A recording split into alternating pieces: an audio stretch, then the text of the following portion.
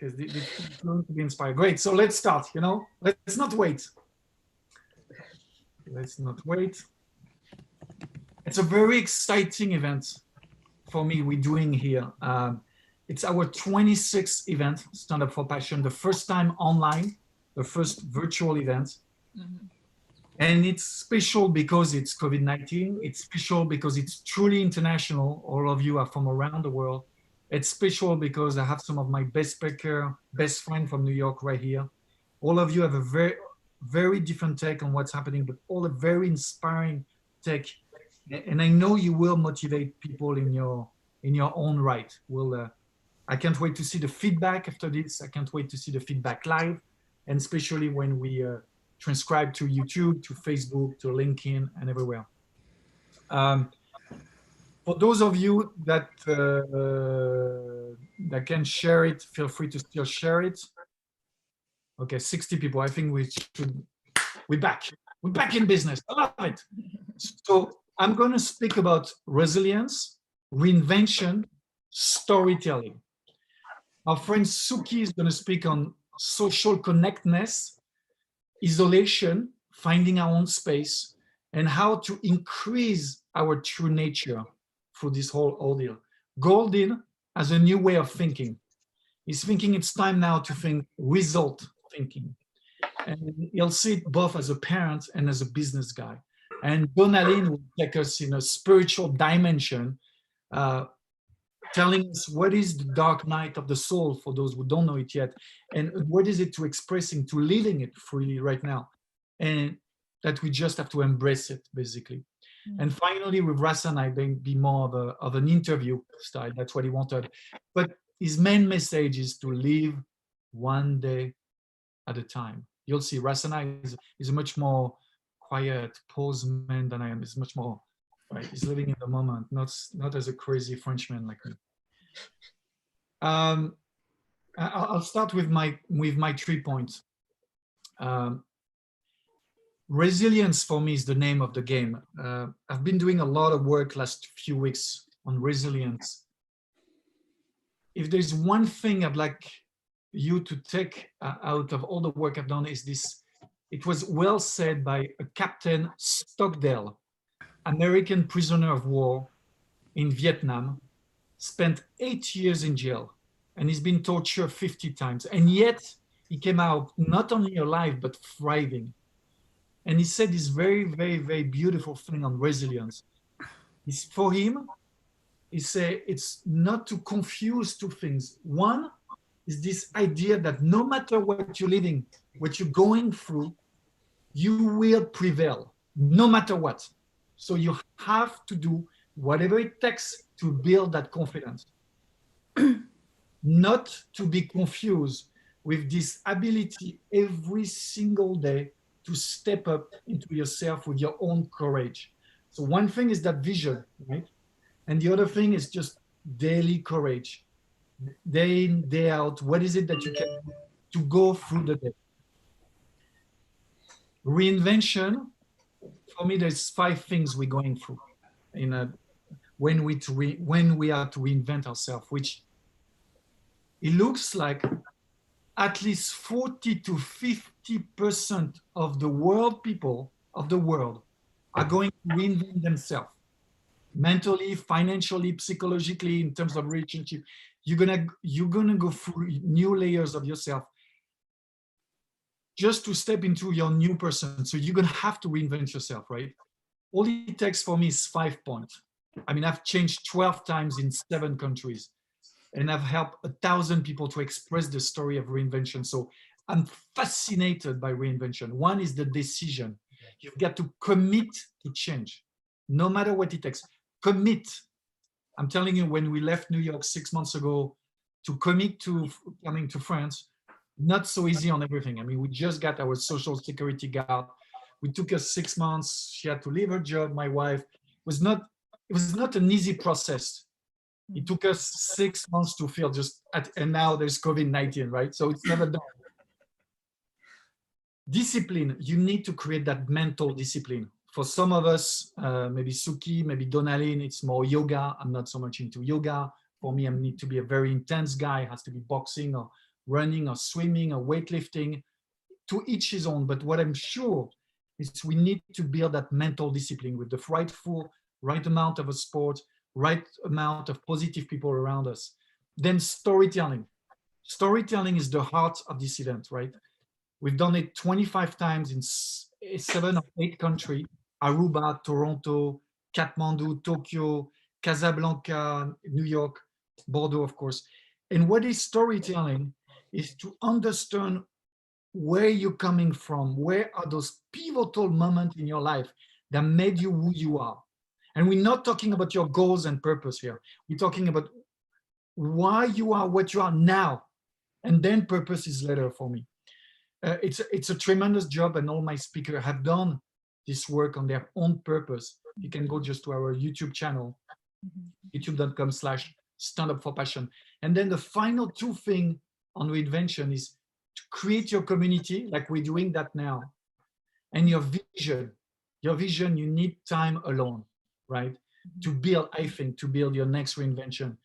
No matter how big are the people supporting around you, they don't know you as well as you know yourself. So you need to be in that quiet space. And I know it's difficult right now. Suki will speak about how to find and create your own space in this crazy time where sometimes you live 5-10 people in the same house. But you do need that. I would like to finish on the recommendation of, for me, which was one of the pivotal moment of my life, is when I read the book of Viktor Frankl, A Man's Search for Meaning. For me, the most important book ever. Again, he was in the camp, the guy survived because he has one goal. He wanted to be a witness of what's happening. And he wanted to tell people it's okay, you're gonna get through no matter how difficult it is. So if we take some perspective back, it's not so bad what we're living, right? We're not in camp. It's not so bad. So that was my take, right? It's resilience, it's storytelling, it's reinvention. Now, let's start with you, Suki. Are you on? Yep, I'm on. I'm good. Your take. Inspire my friends. So, meditation, and for people who know me, has been sort of my go-to for any challenges that I faced. And I follow Buddhist meditation practices. And one part of the Buddhist meditation practice, at the end, you're supposed to do this thing called dedication of merit. And what dedication of merit is basically everything, the effort that you have put into your meditation, whether sitting in a cushion for an hour or more, you're giving it all away. And quite frankly, when I started doing this practice, I was like, well, wait a second. I'm doing this for myself. Like, why am I giving it all away? And so I went to my meditation teacher and I said, I feel like a hypocrite. I feel like I'm lying to myself when I'm doing this, when I'm saying these words of, dedicating the merit. And she said to me, why don't you try a scientific experiment? Just let it go. Just one day, one practice, not every day, just one practice, let it go and see what happens. And so I said, okay, I can do that for one practice. And so the next day I sat down, and sincerely, that one practice, I did the dedication of merit with like my utmost sincerity, honestly. And the most amazing thing happened. Instead of that tightness that I felt this openness, like this spaciousness in my heart, and this connection with everything around me, and this peace and serenity. And, this is the whole reason why I do meditation, so I can get there. Yet I was holding it back because I was doing it for myself. A simple meditation practice seems like totally not interactive with anybody around us, but that just one simple practice, I was able to connect and find peace in myself. I feel like if there's one thing this pandemic is teaching us, it's the interdependence. It's a social connectedness of this, of all of us. I mean, this started as a small little bat in Wuhan got eaten by a human in some wet market, right? And now the entire globe is on its knees now with lockdowns.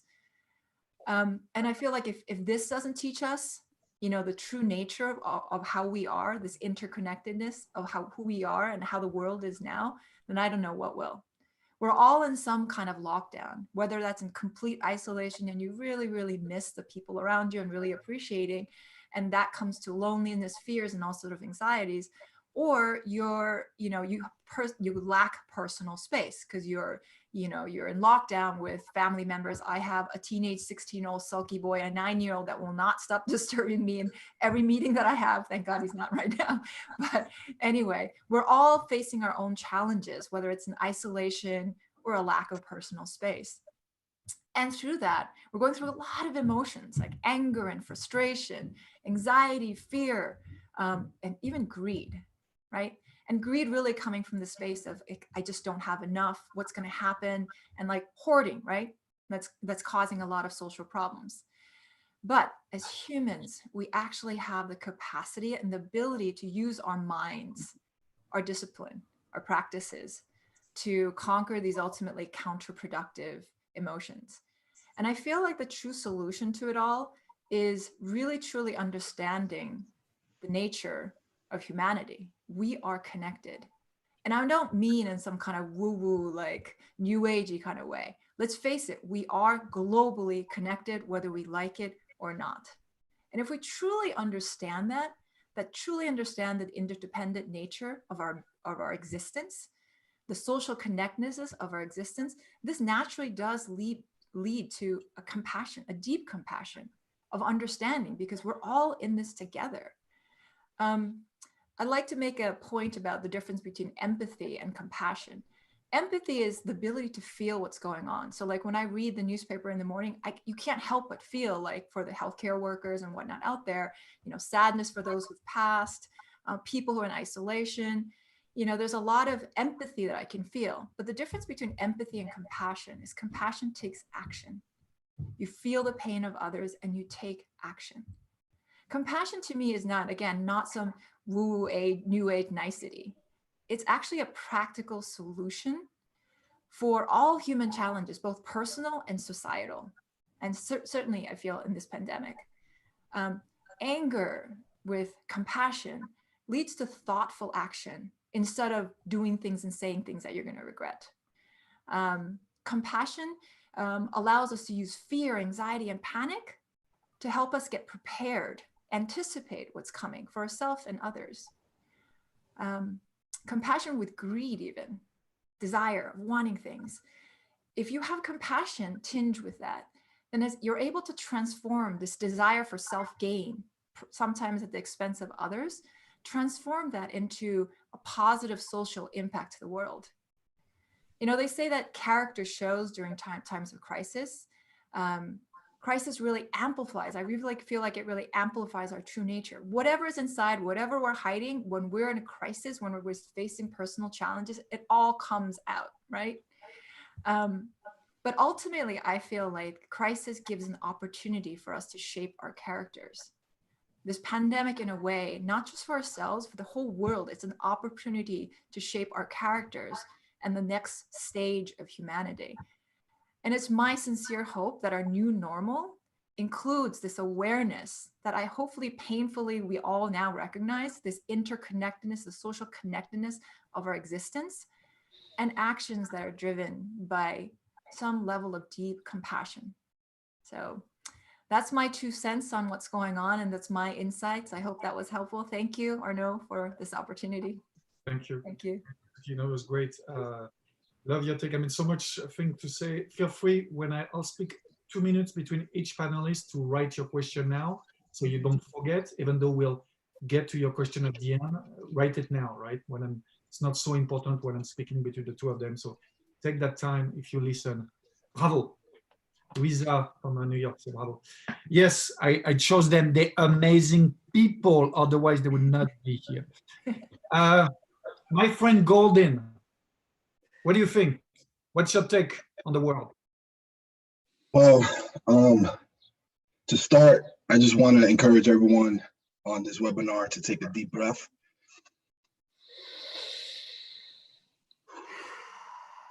Because right now we are in crisis mode, and it's just a lot. It's very heavy. It's a heavy burden for a lot of us. So let's also take a moment of silence for those affected by this pandemic.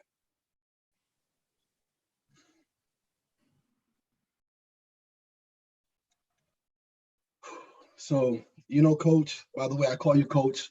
I don't know if everyone knows our relationship. We go back many, many, many years. You discovered me as a speaker over 6 or 7 years ago in New York City, when I didn't even know I had the ability to share my story.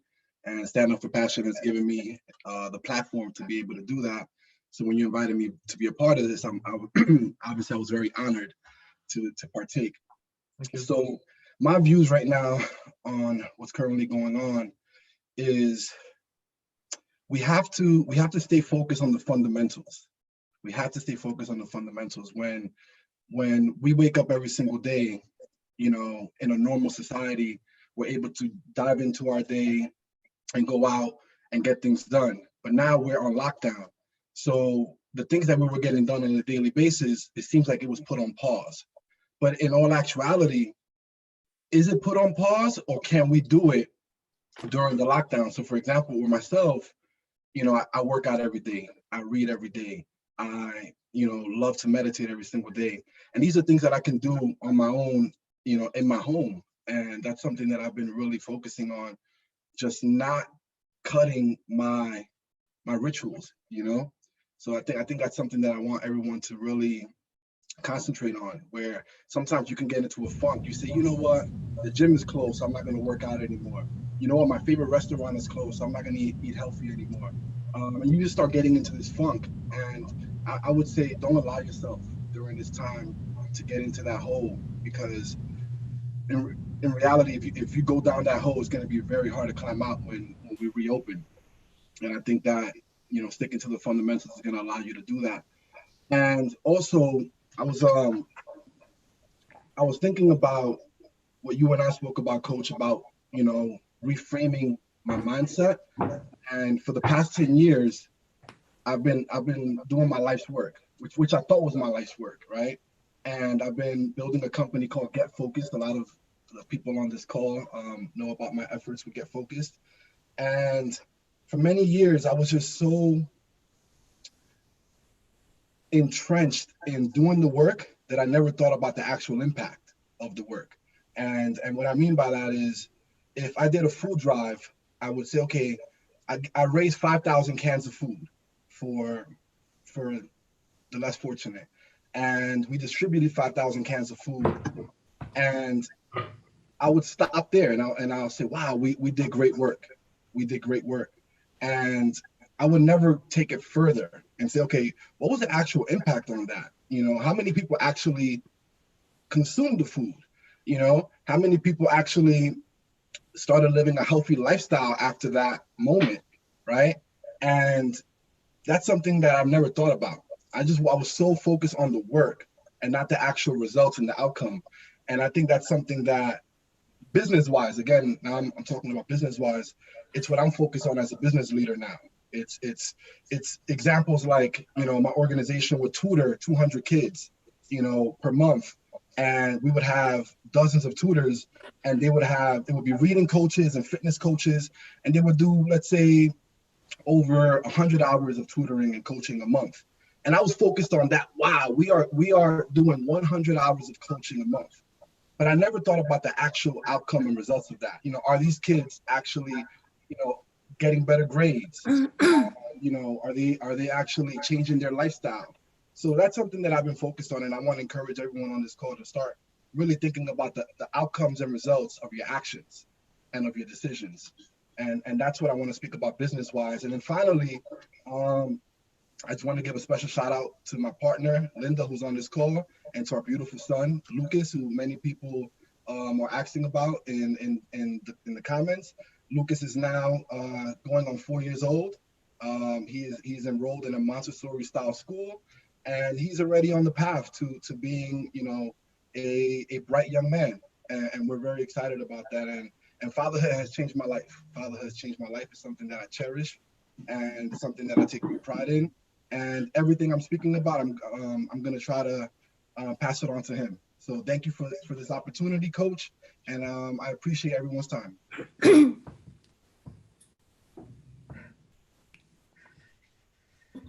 Thank you, Goldin. Thank you so much for your time. Feel free to write your question now. While Donnalynn is ready, maybe keep in mind that Eric, one of our auditors, is thinking what are the 3 major lessons that you've learned from this very unique period. Think of it for after the call. We'll do on the general question and answer after the thing. Right? Start to think. Someone else was asking. No, but the book that was answered. Okay, the other question was answered. All right, Donnalynn, go. How's the spiritual world going? How is it? What's the weather like in the spiritual things there? So for me, I would definitely say that this is the next shift in human evolution. Welcome to Homo Sanctus. So we all know there's been periods of human evolution on our planet. We've gone from Homo habilis to Homo erectus to Homo neanderthalis to Homo sapien. And now this is Homo Sanctus. And so we knew when the Mayan calendar ended on December 21st, 2012, that was a new age, a new period. Now, the Mayans were really good because the Mayans were such an advanced society, I mean, much more advanced than we are. And they were so advanced that they had this thing where they charted cycles of time and periods of evolution. And they did it with planets and they did it with humans. So they did it for the sun, they did it for the moon, and they did it for Earth, but they also did it for humanity. And so they knew that a great period was ending on December 21st, 2012. And then on December 22nd, 2012, we would ease into a transitional period into a new age, a new era, a new period of evolution, right? It was going to be the next stage for us. And so why is it? Why was it going to be? Why did they know? How did they know this was the next shift in evolution? Because everything in our universe evolves. Everything changes. Stars evolve, planets evolve, humans evolve. Now we have seen the evolution of humanity, and our planet right now is undergoing a huge evolutionary shift. And you know that because once every 26,000 years, our planet evolves itself around its own axis. Now, when it does that, it's a major shift, right? And so there's so much seismic activity and so many tectonic plate shifts. So you see earthquakes, you see volcanoes, you see fires, you see floods, you see tsunamis, right? We're seeing all of this now. Think back to the Ice Age. That was a perfect example of what we call the precision of the equinoxes. This is a shift in the planet itself every 26,000 years. And so we're going through this period now. We're seeing the same shifts on our planet right now, and we call it climate change. It is not climate change. Trust me, I'm a huge proponent of climate change. Humans have got to change our behavior because we are destroying our planet, because we are selfish and we need to accept responsibility for that. But this is not climate change. This is the natural evolutionary progress of a planet. This is how it works. Now, and we're on the planet. So we shift as well. And so not only is it the precision of the equinoxes that the planet is working with, but it's also the fact that our planet is shifting its position in the cosmos. Did you know that? It's shifting marginal degrees, just from a third dimension, just like this, into a fifth dimension.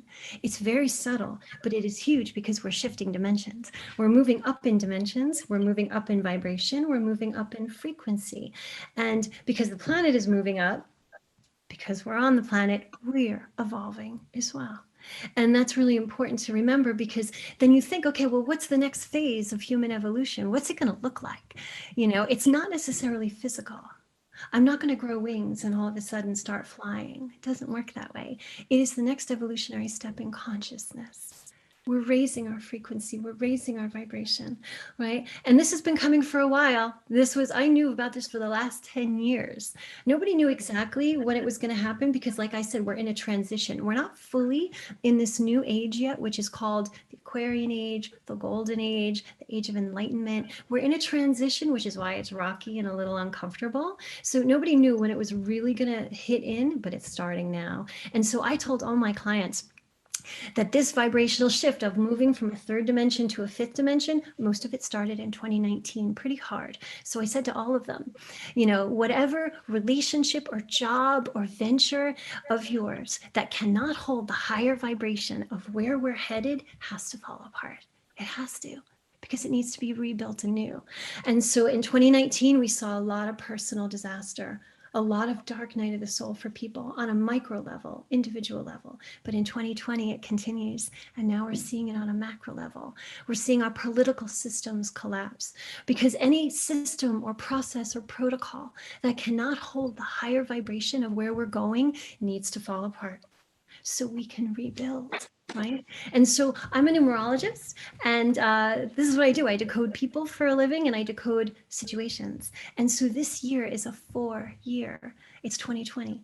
And so a 4 is all about rebuilding and building a new foundation that looks different from the foundation we came from. This is very important. And it has to be done one step at a time, one step at a time. Can't skip steps with this. And so basically this age of Aquarius, or however you want to call it, the golden age, it's an age of awakening. They call it the great age of awakening. Richard Rudd, who writes the Gene Keys, calls it the great change. And so it's characterized as any great awakening is characterized. Whenever you go through your own personal dark night of the soul, you lose a job, you lose a relationship, you lose a loved one, you go bankrupt. Whenever this happens in a person's life, they hit rock bottom. And then they transform. They have an awakening, right? And it's like overnight. And it shifts them and it changes them, and they'll never go back. They become different. It's an evolution of the soul from a dark night. And so the best example I can give for a dark night of the soul and a great awakening, I always tell the story of Scrooge, right? Charles Dickens' Scrooge. In one night, he has the darkest night of the soul. He's visited by the ghost of Christmas past, the ghost of Christmas present, and the ghost of Christmas future. And in one night, he sees the darkness, and he sees everything he doesn't like about himself and everything he knows he needs to shift. And in the morning, there's a great awakening. He awakens, and he is different. He makes change. He's evolved. One night, he has this great awakening born out of a dark night of the soul. So this virus, this is our dark night of the soul collectively. But we still first have to go within, and we still first have to look at all our own personal shadows. They have to be transformed, or we can't evolve. And within our own shadows is the ancestral shadows that we carry from our family, and then the collective shadows. These all need to be transmuted so we can evolve. So we're all this isolation period, this quarantine is not isolation, it's incubation. So we can go within and we can face our own shadows. And once we face our own shadows, we can transform them. And when one of us, just one of us, raises our vibration and pulls ourselves up with light, we pull up the humanity with light. And then all of that evolution, all that light will pull up the planet. So the planet doesn't have to do this evolution by itself. That's why most of us are still asleep. We're not even facing our own shadows. We're not doing the work on ourselves. We're forcing the planet to do all the work itself. And that's why you're seeing all this seismic activity and all these tectonic plate shifts. And we saw on February 4th, one meditation, 1 billion people around the planet came together. And for a few hours, we held space for the planet. We drew so much light into the planet that the Schumann resonance went from 7.8 hertz to over 70 hertz. That was so much light. When one of us raises our vibration because we face our shadows, then we collectively pull up humanity, and then we help the planet, and everyone evolves. So this, to me, is the next step in human evolution. It is our birthright, and it's all about how we personally decide to go about it. That's what I would say.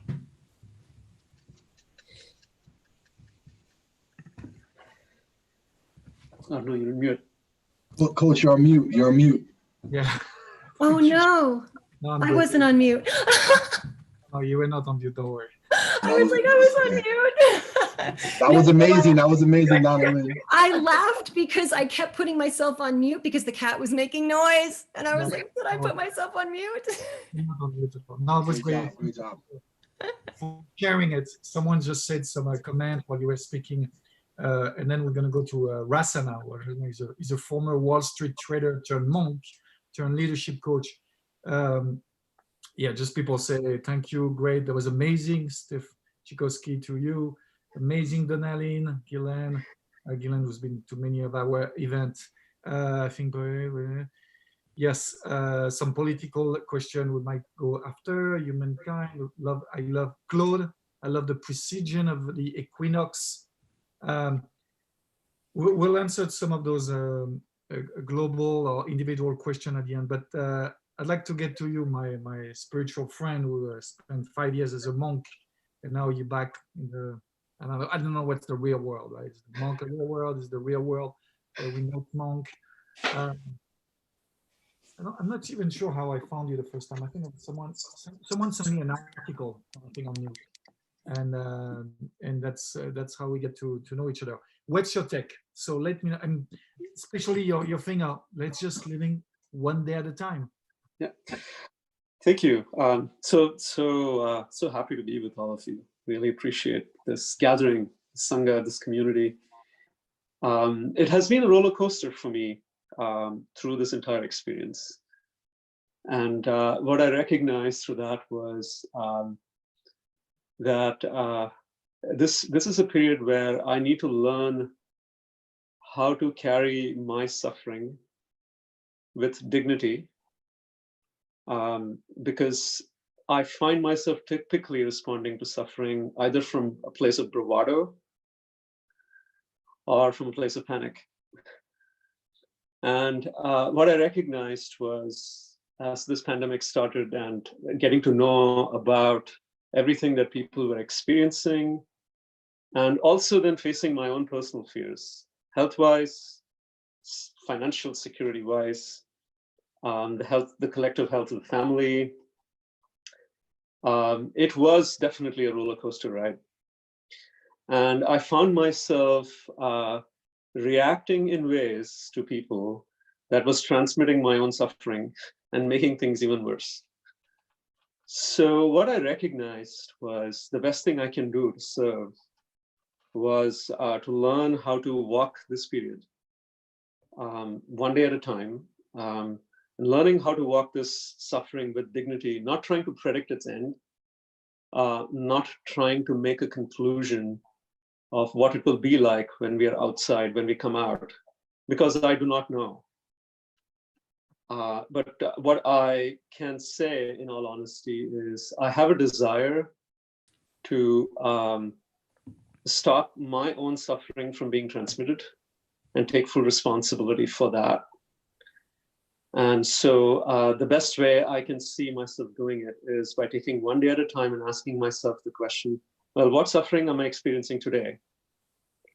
And what is the best way that I can respond to it today?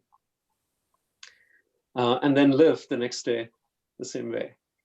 Until hopefully organically, when all of this is behind us, the new world, the new normal, will be a result of the transformation of that suffering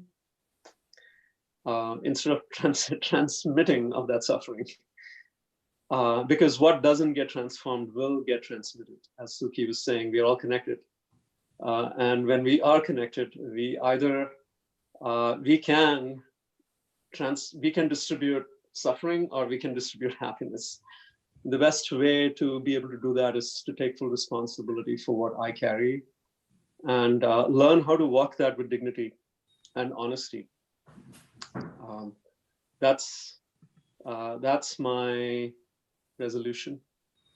And how's your spiritual past as a monk help you to this day? Because what's interesting is to see that, you know, even with your, let's say, training in spirituality, you're still going through that sort of emotion and it's triggering you, and you, as you say, you're just afraid to transmit that.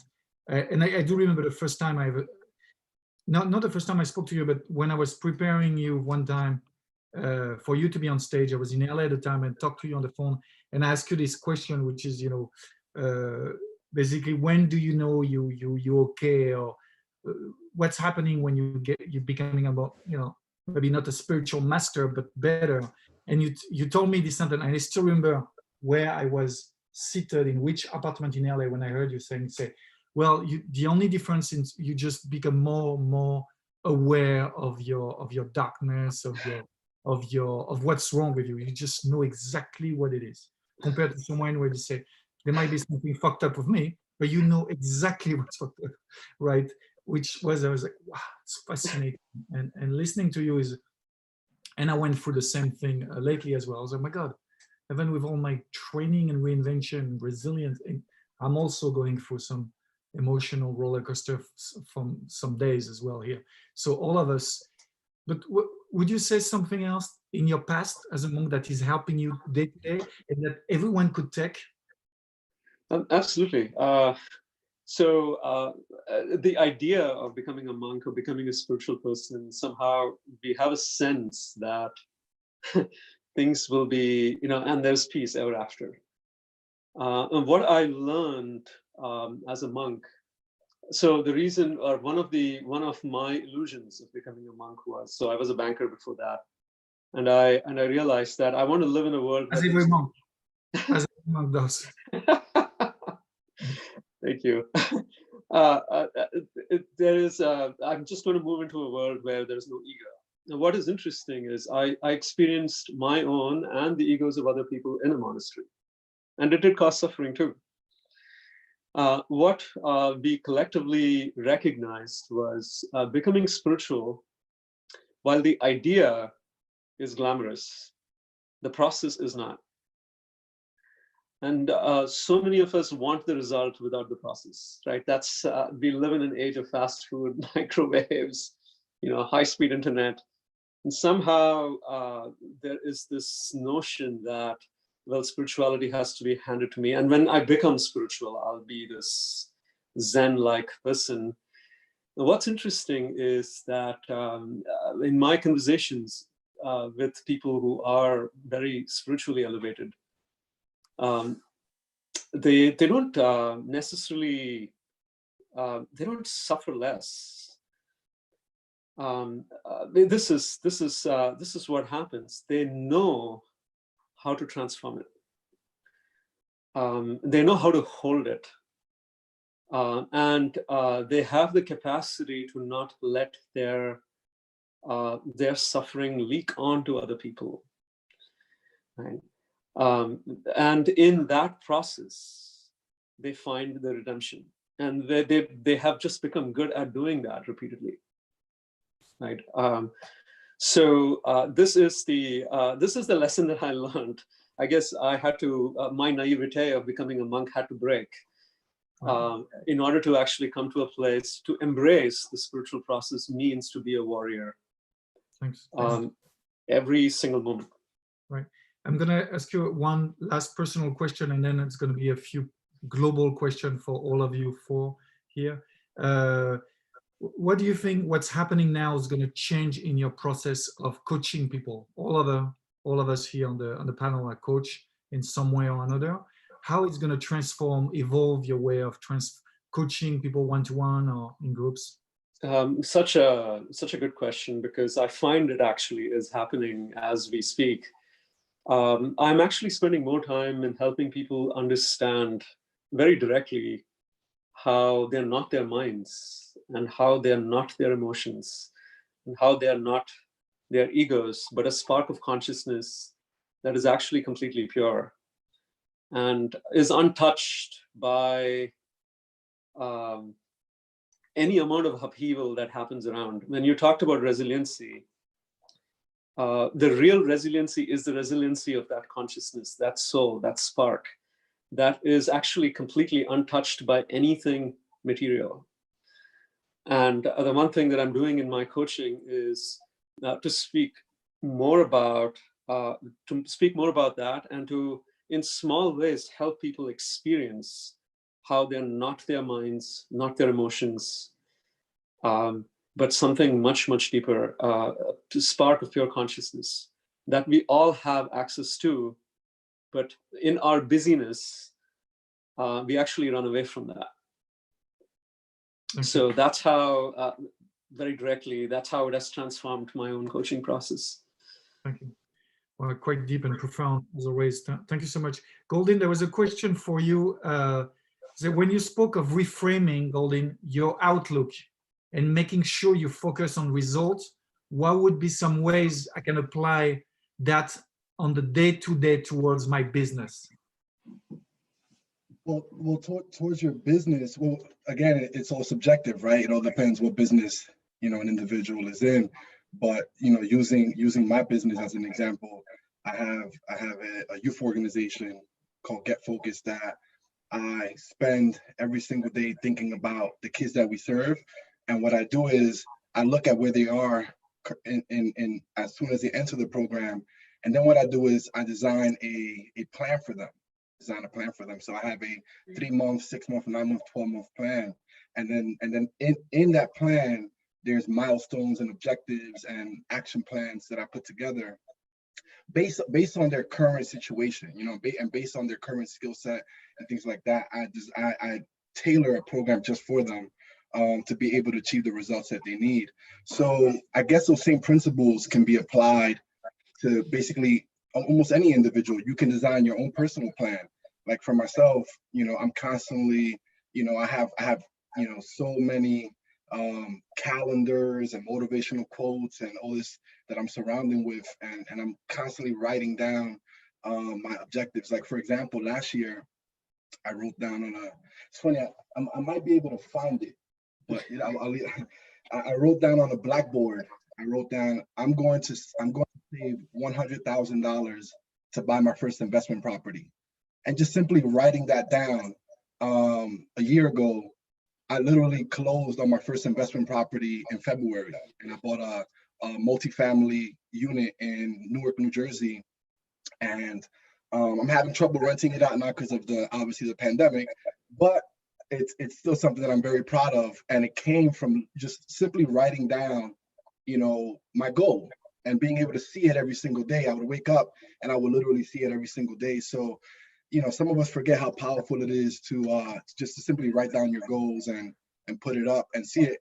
I know that a lot of my family this past New Year's, we did vision boards, and I have an aunt who on the vision board, she put that she wanted her husband to get a job at a amazing company, and as soon as she put it on her vision board, a month later, that company was calling him, headhunting him. It was incredible, and so I guess that's my advice for people, just, get into that mindset, Thanks. Donnalynn, I think there's a question you could answer. It's to everyone, but I think you might have a great take. Rodney is asking us, for folks who are new to spiritual process, and many are, how do you suggest to begin? Where? What first step?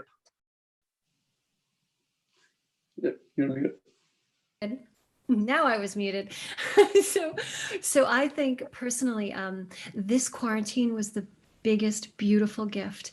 This was our dark night of the soul, the virus, right? There's the fear of what the virus means. And so the going in at the beginning, all of us were feeling really trapped and we're in isolation, but to use it as an incubation, to use this time, don't waste this time. Spirituality 101 is to go within yourself. We're all trying to connect to our higher selves, to something higher now.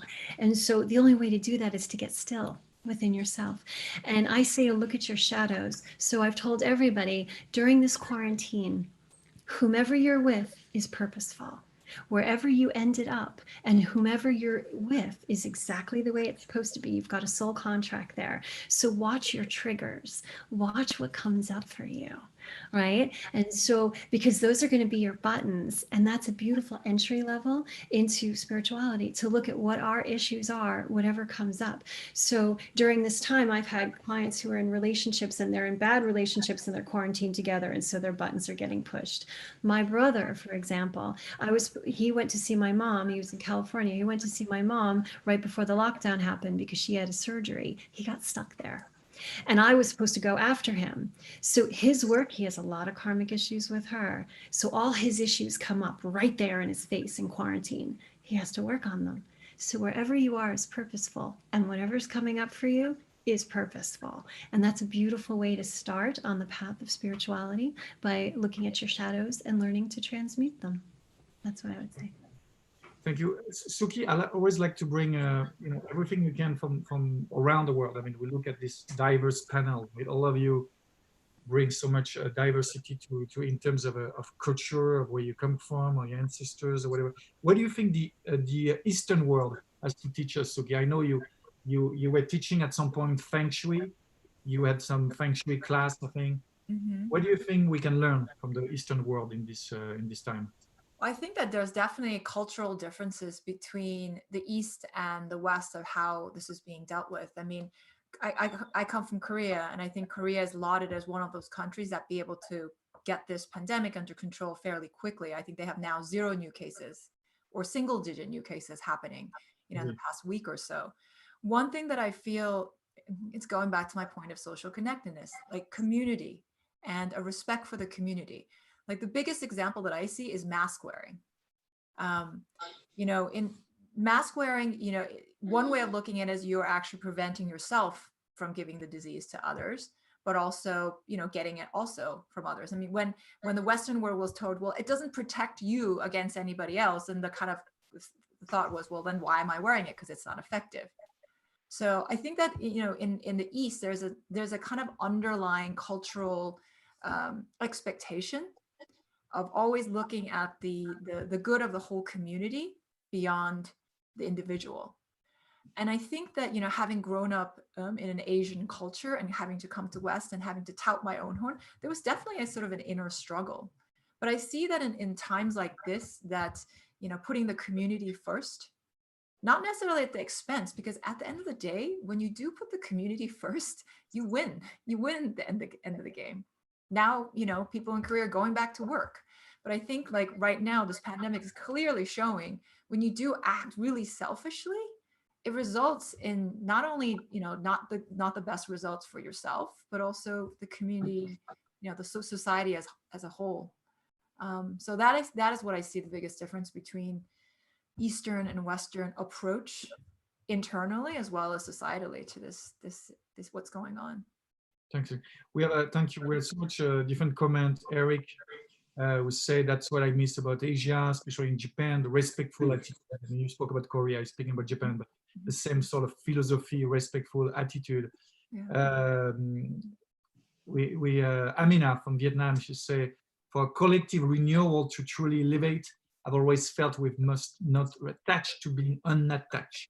But I enjoy the description of holding our own suffering during this time, so it does not transmit that the egoic state of dignity and responsibility is important to employ today if we are to support each other.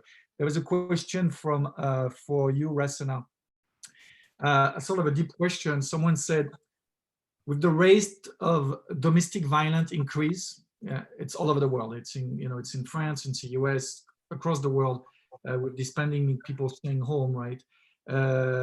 Basically, what you have to say about this, they say, please share in practical terms how that level of suffering in the abuser and perhaps the abused can be transmuted, carried with dignity, love, not violence. Maybe if you have without going too much in details, a deep philosophical, profound question, but just your own take on this. Just we answer that person. It's again, it takes a it will take a while to actually really unpack this, but very quickly,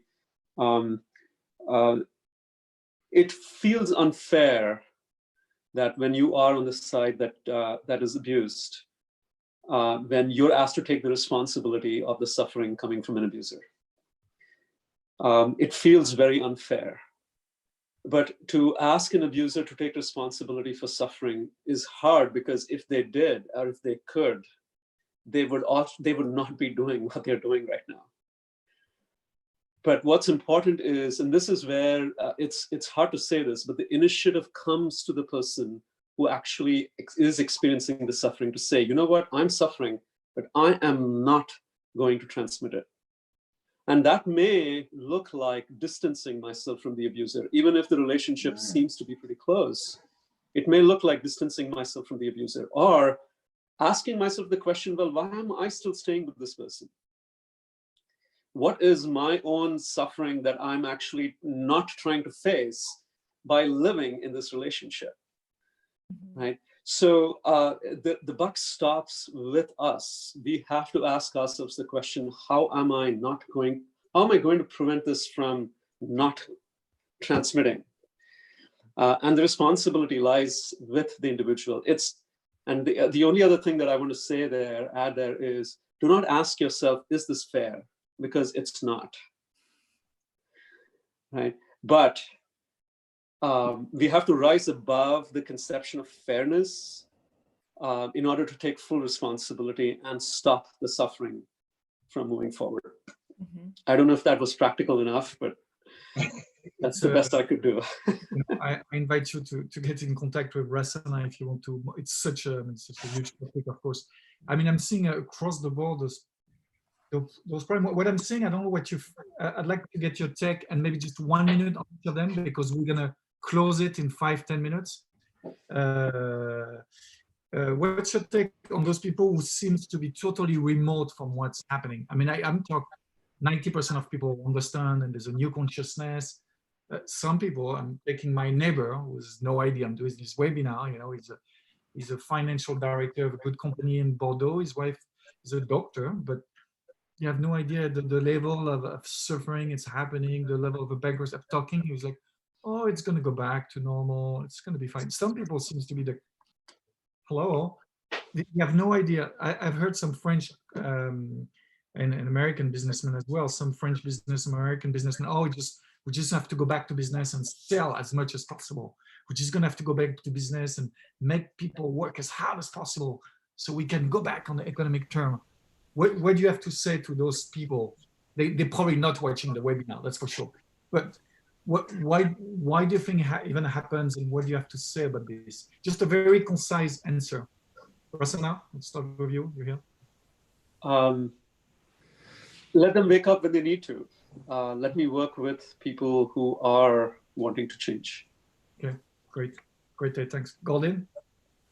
Well, I agree with Rasanath. I feel that we need to surround ourselves with like-minded individuals who want to approach the new world in similar ways that we want to approach the new world. So, you know, if the people who are thinking like that are, I'm sure just, you know, want to bounce back from the losses and the suffering that they've endured during this time, and when the world opens up, they want to just attack it. I think that we need to kind of slow down a bit and just surround ourselves with people who are going to work at our pace. Yeah. Thank you. Donnalynn? This is an awakening period. People have a choice.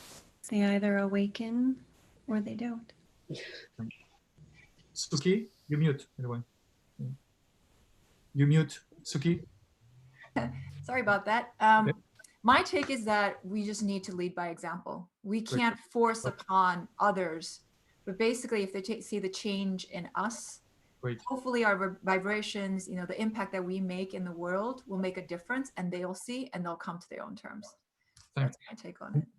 Thank you. I'm going to do one round, last piece of advice you feel people need, or you want to give, or one word, one last thing you want to say, anything.